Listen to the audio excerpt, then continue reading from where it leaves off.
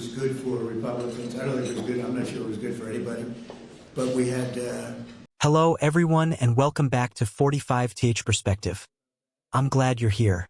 Before we dive in, if you're new to the channel, please consider hitting that like button, subscribing, and ringing the bell so you never miss our thoughtful takes on politics and current affairs. And if you want to support the channel directly, you'll find us on Patreon at patreon.com/45thperspective, where for as little as $5 a month you get access to bonus content, behind-the-scenes discussions, early access to videos, and more. Your support helps us stay independent, research thoughtfully, and keep the conversation going. Today we're going to take a deep dive into the recent hearing held by the United States Senate Judiciary Committee in June 2025, the one where Republican senators examined the mental fitness of Joe Biden during his presidency. This has been a major flashpoint in Washington, not just for what it said about the former president, but also for what it reveals about how we hold public officials accountable, how we treat age and cognition in leadership, and how politics uses hearings as a tool. We'll break down first the context, why this hearing happened, what the senators and witnesses said, then move into what the objections and critiques are, and finally we'll talk about the broader implications for average Americans, what this means for governance, trust, institutions, and how these kinds of hearings shape public life. I'll give you my personal take too, weighing the strengths and weaknesses of each side. And at the end, I hope you will share your views in the comments. Let's keep it respectful but honest. So, let's set the stage. In June 2025, Republicans on the Senate Judiciary Committee convened a hearing aimed at asserting that during his term in office, President Biden exhibited cognitive decline and that his staff and the Democratic Party failed to address the issue properly. They brought in witnesses, none of whom served directly in Biden's White House, to testify about what they say were warning signs and cover-ups. Democrats on the committee largely boycotted the hearing, calling it a political spectacle rather than a serious inquiry. From the Republican side, the case is this. They argue that the American people had a right to know whether the president was mentally fit to serve, that there were public gaffes, confusing statements, or lapses that should have triggered disclosure or safeguards, and that a political decision was made to ignore or hide those issues rather than publicly address them. On the other side, Democrats and their allies say, this is not a genuine oversight hearing, it's partisan theater, an attempt to score points rather than address concrete policy or misconduct. They point out that no new evidence was presented, that the witnesses lack direct standing, that diagnosing cognitive decline from afar is medically problematic, and that raising this in this way distracts from more pressing national issues. So from the outset we have, yes, a real question about fitness for office, but also serious concerns about procedure, partisanship, and the motive behind it. Let's walk through some of the main claims and arguments that came up. On the Republican side, they emphasize that voters expect transparency about a president's mental fitness, especially when signs appear that may call into question the ability to make decisions, handle crises, or maintain command over responsibilities. They pointed to specific incidents of verbal confusion, slowed responses, or flubbed debate moments as indicators of cognitive decline. The idea is that these weren't just isolated gaffes, but part of a pattern. They argued that Democratic leadership, media, and White House staff failed to disclose or intervene, framing this as a cover-up or avoidance. They stressed that this is not just about President Biden. It is about institutional integrity, democratic accountability, the threshold for being in office, and what happens when those thresholds are ignored. Some Republicans suggested systemic reforms in terms of disclosure, age, cognitive evaluation, and reconsidering how presidential fitness is assessed. On the Democratic or skeptical side, they noted that no credible medical diagnosis of cognitive incapacity was presented. Such a determination is complex and cannot be made via cherry-picked clips in a Senate hearing. They argued that focusing on age and cognition is a slippery slope. Older presidents have served, and we cannot weaponize every gaffe or misstatement as proof of incapacity. They pointed out that real oversight should focus on actual misconduct, broken policy, legal violations, or institutional failures, not subjective assessments of mental sharpness. They said the hearing lacked bipartisan credibility because Democratic members did not participate, which undermines legitimacy. They raised concerns that this could set a precedent for future partisan investigations of presidents' health or cognition. All right, now let's analyze this. On the Republican side, the underlying question is valid. The public has a right to expect the president to be mentally fit to hold the highest office. If there were genuine warning signs that someone in that role might not meet the standard, a public forum of inquiry is justified. Transparency matters. If staff were aware of cognitive issues and did nothing, that raises serious accountability concerns. But there are weaknesses. The evidence seems largely circumstantial, clips of gaffes, debates, offhand remarks. That does not equate to a medical diagnosis. The witnesses did not have direct knowledge, and the lack of bipartisan participation weakens legitimacy. There's also the danger of lowering the threshold for unfit so much that any minor mistake becomes grounds for scrutiny. We risk weaponizing health and cognition in political battles, which can degrade trust rather than bolster it. Now let's consider the broader implications for ordinary Americans. Governance and trust in institutions matter. If the public perceives hearings as partisan, trust in Congress and oversight bodies can degrade. Electoral expectations are affected. If the standard for fitness is heightened dramatically, older or experienced candidates might be unfairly scrutinized, and political campaigns may increasingly focus on personal attacks rather than policy. Institutional precedent is also at stake. Future hearings could examine leaders' health or intelligence, potentially leading to more political spectacle and less substantive debate. At the same time, this hearing shows that no one is immune from scrutiny. Citizens deserve oversight and transparency. If conducted properly, hearings like this can educate and empower voters, showing how accountability works. Putting it all together, the hearing raises legitimate questions about presidential fitness and transparency, but its execution appears flawed and politically charged. A more thoughtful approach would include bipartisan participation, credible witnesses, and expert testimony. Oversight should enhance, not diminish, trust in institutions. For viewers, here are some questions to consider. What standard is being applied for fitness? Who are the witnesses and what is their credibility? Is the process bipartisan and fair? What is the real aim of the hearing? And how will the outcome affect you as a citizen? These are markers of healthy civic engagement. To wrap up, the Senate hearing on President Biden's mental fitness highlights tension between accountability and partisanship.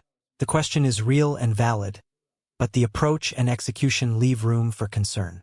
What matters most is how we as citizens respond, whether we demand better oversight and standards, or accept hearings as partisan show trials that erode trust. I encourage you to stay informed, stay critical, not cynical, and demand standards of governance that elevate public life. Now I'd love to hear from you. What do you make of this hearing? Do you believe the concerns raised are justified, or was the process flawed? Share your thoughts in the comments respectfully and thoughtfully, and let's have a meaningful conversation. If you found this video useful, please hit like, subscribe, and consider supporting us on Patreon at patreon.com/45thperspective so we can keep bringing deep dives like this. Thanks for watching, and I'll see you in the next video. An interesting evening, and we learned a lot, and we're going to talk about that, and I'll say a few remarks, and then after that I'll ask the press to leave. The press has been very nice to us the last couple of months. They were great to us in terms of the foreign visits with China, Japan, South Korea, Malaysia, and they were actually terrific. So I want to thank you for that. I'm sure you'll get back to your normal ways soon. But we did a great job over in China, and we've done a great job in turning off wars. We stopped 8 wars, and we have 1 to go, as you probably know, and that'll get stopped also. So we've done a great job. So it's really been an honor to do it, and I did it with many of the people in this room. Every one of you I know, and every one of you I like our leaders, I like everybody. But I thought we'd have a discussion after the press leaves about what last night represented and what we should do about it, and also about the shutdown, how that relates to last night. I think if you read the pollsters, the shutdown was a big factor, negative for the Republicans. That was a big factor, and they say that I wasn't on the ballot was the biggest factor. But I don't know about that, but I was honored that they said that. And I just want to thank everybody for being here, and a very special thanks to Vice President J.D. Vance, who's doing a terrific job.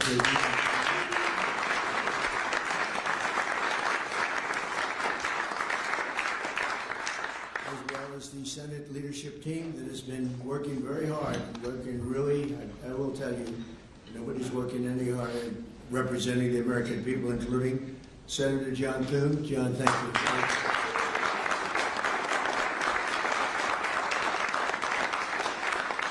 Senator John Barrasso. John, thank you very much. Senator Tom Cotton, wherever you may be. Tom, thank you. Thank you, Tom. Thank you. So, Senator Shelley Moore Capito, who can bring it back. Thank you. Senator James Langford from one of my favorite states, 77 out of 77 out of 77. Reagan was 56. That was the record. We got every one of them. Thank you, Jim. And a fantastic friend of mine and an incredible advocate during the election a year ago, Tim Scott. Thank you, Tim. So as you know, we are in the midst of a disastrous Democrat-created government shutdown, and it is Democrat-created, but I don't think they're getting really the blame that they should. That's now officially the longest shutdown in American history. The Democrat radicals in the Senate have shown zero interest in reopening the government, and I don't think they'll access it. A lot of people disagree. I've been saying for the last 30 days, we've had 4 or 5 different points. Yes, sir, they're going to get it right now. We should have it done in a day.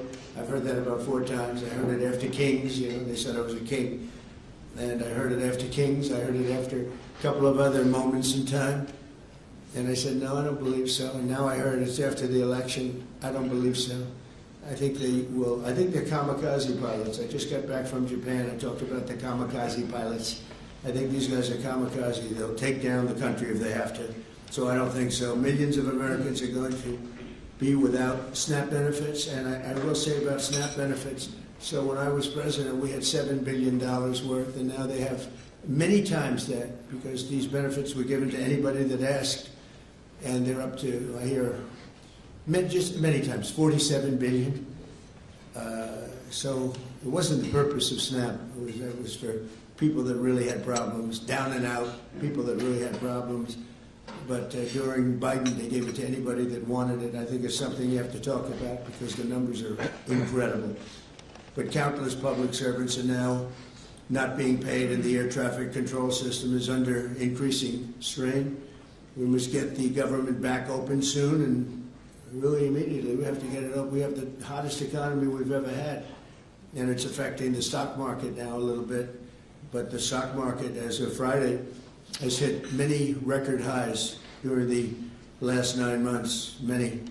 And it will again. This is just the beginning, because with these plants that are being built right now start opening up, we've never had anything like this as a boom. There's a construction boom right now, but that's going to be bigger than that.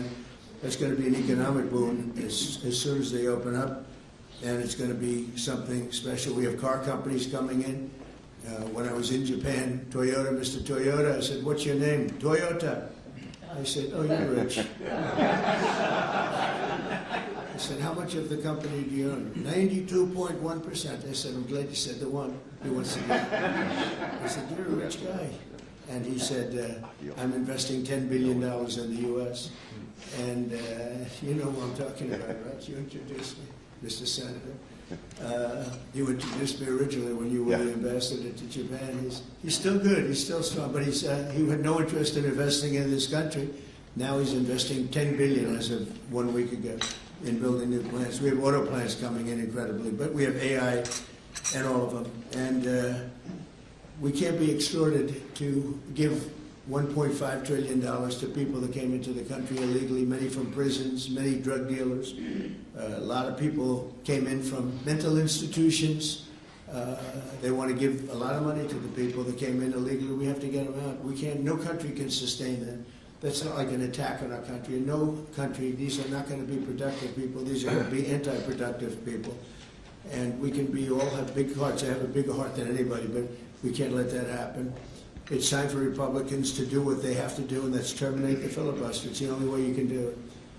And if you don't terminate the filibuster, you'll be in bad shape. We won't pass any legislation. There'll be no legislation passed for 3.25. We have 3.25 years, so that's a long time. But when they can't do an extension, And John, I think they've done an extension every single time they've ever been asked forever. This is the first time they haven't done an extension. Extensions are supposed to be easy, but if they won't do an extension, they won't do any bill, even a simple bill. And we should do our own bills. We should get out. We should do our own bills. We should open up. We should start tonight with the country's open. Congratulations. Then we should pass voter ID. We should pass no mail-in voting. We should pass all the things that we want to pass, make our elections secure and safe, because California is a disaster. Many of the states are disasters. But can you imagine when they vote almost unanimously against voter ID? All we want is voter ID. You go to a grocery store, you have to give ID. You go to a gas station, you give ID. But for voting, they want no voter ID. It's only for one reason, because they cheat. We would pass that in 15 minutes. If you don't get it, you'll never pass that. You'll never talk about mail-in ballots. Mail-in ballots make it automatically corrupt. If you have mail-in ballots, automatically it's correct. Even Jimmy Carter, they had the Carter Commission after he got out of office, and he had a group of very distinguished people, Democrats and Republicans, and they passed, they recommended things take place. It was a long time ago. And they said about mail-in ballots, if there is mail-in ballots, there will definitely be corruption, because, you know, they pass through too many hands. I mean, you go in to vote, and they want your card. Even me, I went into Palm Beach. You go in to vote, they want your card, you're this, you're that. They say, I'm sorry to do this, sir, but I have to look at your identification. I said, that's all right. I love that. But, you know, you're really not going to get away with much. It was very, very professional and very good, the way it's supposed to be. But these people don't want that. They have legislation in California where it's illegal to ask somebody for voter ID. If you ask somebody for voter ID, if you're an official and you say, I'd like to see your voter ID, they can arrest you, okay? They can arrest you because they want to cheat, and they get away with it, and the Republicans let them get away with it, and we won't do that if we have to filibuster. So we're going to talk about that a little bit, and we're going to see if we can sway, because I know we have a lot of, not a lot, I'd say half feel this way, maybe a little bit less than half, and it's time to have a really good talk. If I thought that they weren't going to pass the filibuster, I wouldn't even bring it up. They're going to pass it within the first hour, and if they take power, and it's more likely that they take power if we don't do it, because we're not going to be passing any legislation. They're not going to approve anything. We're going to go 3¼ years. There won't be one bill that we're going to pass. Because the easiest thing to pass is exactly right now what they won't pass. And they'll do that, and they'll wreak havoc. But let's assume they get it. They're doing it anyway, so it wouldn't matter. They're doing it anyway. And, you know, I have a case where I have great U.S. attorneys that can't be approved because of the blue slips. The blue slips, I think you should terminate blue slips, too. It's a mental termination because it's really a custom. But if you have a Democrat senator or two is bad, but it doesn't make any difference. If you have one senator who writes a negative letter on some great U.S. attorney, we had it in Manhattan, Southern District. Jay Clayton, one of the most respected lawyers in the whole country, by far, one of the most respected, and couldn't get approved. The courts approved it. The courts couldn't believe it. They did it like instantly. He went to the best schools, got the best marks, top of his class, everything was perfect. I mean, he was lived the perfect life. Went to Sullivan and Cromwell, almost immediately became the head of Sullivan and Cromwell, you know, the most prestigious law firm, I would say, in the country, just about, whether it's Sullivan or 2 or 3 I could name, but Sullivan, I would say, really, maybe number 1. He was the head of Sullivan and Cromwell for like 20 years. He went to the SEC, was flawless. He did it for me. He was the SEC chairman. He was flawless. Then he went to Apollo, where he was the chairman of Apollo, and was flawless. Everything went good. The stock went through the roof and everything. I asked him to go to the Southern District, and he said, I'll do what you'd like to do, sir. He's a very high-quality person. But he couldn't get approval from Schumer. Schumer didn't approve him. Best student, best schools, everything. He's like flawless. And the courts actually said, you're not approving Jay Clayton, right, Lindsay? You heard this. The courts actually interceded, and they approved it. But that's an unusual guy. We have other people that are really good, but people don't know how to do it. Top students, top colleges, and they're U.S. attorneys, and they won't be approved. They're not going to be approved. We have one in Los Angeles who's phenomenal. Nope. The senators, the Democrats are, you know, again, they're kamikazes. the Democrats are not going to approve them. Blue slips are a disaster. So the only people I can get approved are Democrats. I was told that by the Democrats. We'll only approve Democrats. I said, really? Is that right? Not going to work that way. Not going to work that way with me. But the blue slips are a total disaster. I have 10 people right now that are doing a phenomenal job, and they will be out of office pretty soon. They've got another 2-3 weeks, a couple of them, and then they're going to have to leave. And it's actually a blight on their record because, nobody knows why they're there, but it looks like they served 8 weeks and then they had to leave. But they're not going to get the approval because the Democrat, radical left, lunatic senators are saying you can't, we're not going to approve you. And if we're not going to approve you, I had actually one Republican who got 2 great letters, but it turned out that he was a rhino, but that was a nice term for him. Now, he got 2 letters of approval, and when I said 2 Democrats approved him, I had to fire him because I figured if 2 Democrats approved him, they wrote the most beautiful letters. I found out, man, this is strange, and he was no good. I fired him. He was really not much of a Republican. The recommendation of that one wasn't such a good recommendation. Someday I'll tell you who recommended it, but it wasn't exactly the best. But when I saw when I saw the 2 senators from Virginia gave him glowing marks, Tim, I said, let me see this. I read the most beautiful letters I've ever seen. I said, I called him up. I said, sorry, you're fired. Get the hell out of here. But it's a horrible thing. Blue slips is a horrible thing because I have the right to pick judges and I have the right to pick U.S. attorneys, and this takes away the right from me. And I think we're going to go to court on it, and we'll see what happens in court. But it gives the president, it takes away the right of the president to pick people to serve on the court and to serve as U.S. attorneys, which is very important. But the biggest thing is the filibuster. We have to get the country going. We will pass legislation at levels you've never seen before, and it'll be impossible to beat us. By the way, if they do, they're going to do it anyway, and they are going to immediately do the filibuster. And when they do the filibuster, they're going to pack the court. They want at least five justices. Now I hear it's up to 5. I actually heard up to 7 and up to 9, okay? They want new judges. They want to pack the court, and they will do it in the first day, maybe the week. Maybe they'll slow it down because there's no reason to rush. But they'll do it the first week. They'll vote on this, and I have friends over there that are Democrats. I'm close to a lot of people. And I asked them about that because some people say, well, maybe they won't do that. I mean, they destroyed the career of Manchin and Sinema, and they got them out. They were the only objectors. Nobody else is going to object. They're going to do it the first day. They're going to pack the court. They're going to make D.C. a state, and they're going to make Puerto Rico a state. So now they pick up 2 states. They pick up 4 senators, okay? You think you have problems? They're going to do all of the things. They're going to pick up electoral votes. It's going to be a very, very bad situation. And it's done.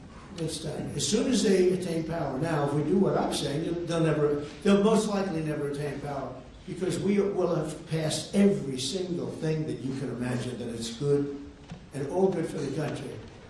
And there'll be no reason to. If we don't do that, people say they're not doing much and they're in power.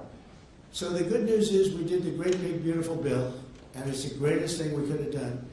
And the smartest thing with John and our Speaker of the House, who's so good, Mike Johnson, we did all in one bill. If we didn't, John, it would be a problem because we would have gotten a small piece passed. A lot of people wanted to do that. A lot of people in the room wanted to do that. They went along with me and John and everybody, and we got this thing passed. Honestly, it's 4 years worth of goodies. No tax on tips, no tax on Social Security, no tax on, think of it, no tax on overtime. It's an unbelievable tax cut for the workers and for business, where business is going to create jobs, and we're creating jobs at levels that nobody's ever seen before. All these things are good. We have to be able to get the word out. If we don't get the word out, we'll make it a very big mistake. So I have this long, beautiful, and very boring speech. I won't bother anyone. But because we can just start talking, and I think it's very important. We have to get the country open, and the way we're going to do it this afternoon is to terminate the filibuster. And it's possible you're not going to do that. And I'm going to go by your wishes. You're very smart people. We're good friends. But I think it's a tremendous mistake. Really, it would be a tragic mistake, actually. It's time. It's time. If I thought they weren't going to approve, I'd sort of be with you, be fine. I'd be neutral to with you. But knowing that they're going to pass it as soon as they get any semblance of control, they'll pass it first thing, then it's like we have to do it first. And we have 2 years, and we'll end up with 2-3 years, and we'll have this country so perfect. We will have passed more legislation than any Congress and any group of senators or a group of congressmen. And we will get it through. They'll send it to us. We'll send it to them. It'll be a beautiful machine. Otherwise, we're just going to sit around and argue with these people all day long. And they're highly unrealistic, highly unrealistic. Many of them are radical left subversives, frankly. So I want to thank everybody, and we're going to talk. And I want to thank the press for treating us so really well for that foreign trip. It was an amazing, we had just an amazing meeting. Don't forget, 2 months ago, it looked like the whole world was in trouble over rare earth. And that's no longer even a subject that people talk about. It was all worked out very quickly. Without tariffs, I couldn't have done it. I put a 100% tariff on China. As soon as I heard it, within 20 minutes, I put a 100% tariff on China. When President Xi, who's really a friend of mine, as much as he can be a friend, he's a tough man.